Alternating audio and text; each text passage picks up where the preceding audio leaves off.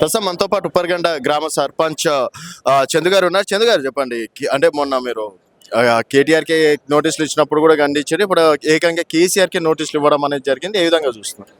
ఈరోజు యావత్ తెలంగాణ చూస్తూ ఉన్నారు వీళ్ళు చేసే అరాచకాలు, వీళ్ళు చేసే ఇబ్బందులు. మరి మీరు ఎన్ని ఇబ్బందులు పెట్టినా, ఎన్ని అరాచకాలు చేసినా ఈ కాంగ్రెస్ పార్టీకే సాధ్యం అది. ఎందుకంటే వాళ్ళకు అభివృద్ధి మీద ధ్యాస లేదు.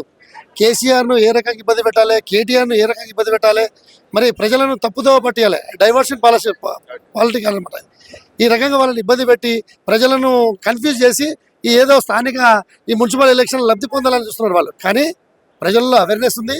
తెలంగాణ ఇది కొట్లాడి తెచ్చుకున్న తెలంగాణ ఏ రకంగా వాళ్ళని ఫేస్ చేయాలనేది వాళ్ళ ప్రజలకు తెలుసు.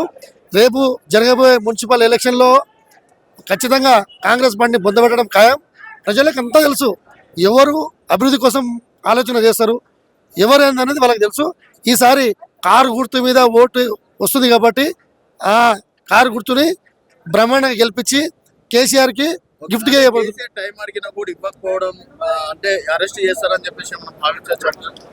ఈ అరెస్టులకు ఇది కొత్త ఏం కాదు. మాకు ఇవి టీఆర్ఎస్లము అరెస్టులు చేసినాం, జైలుకు పోయి వచ్చినాం. ఇది కొత్త, మాకు పెద్ద ఇబ్బంది ఏం కాదు. వాళ్ళు అరెస్ట్ చేస్తారా ఏం చేస్తారా అనేది చూస్తున్నాం, వేచి చూస్తున్నాం. కార్యకర్తలు కూడా సిద్ధంగానే ఉన్నాం, దేనికైనా రెడీ ఉన్నాం. మేము కూడా ఇట్లా నోటీసులు ఇవ్వడం తోటి కార్యకర్తలు ఏమైనా భయపడతారు? ఏం భయం లేదు. ఇంకా చిత్తుకు చేయాలి. కేసీఆర్ను ఈ రకంగా ఇబ్బంది పెడుతుంది కాబట్టి ప్రజలను అవేర్నెస్ చేయాలి. కేసీఆర్ను ఇబ్బంది పెడుతుంది కాబట్టి ప్రజలకు చైతన్యవంతం చేయాలని చెప్పేసి మేము కూడా సిద్ధమైనాం. ఇంటింటికి తిరుగుతాం.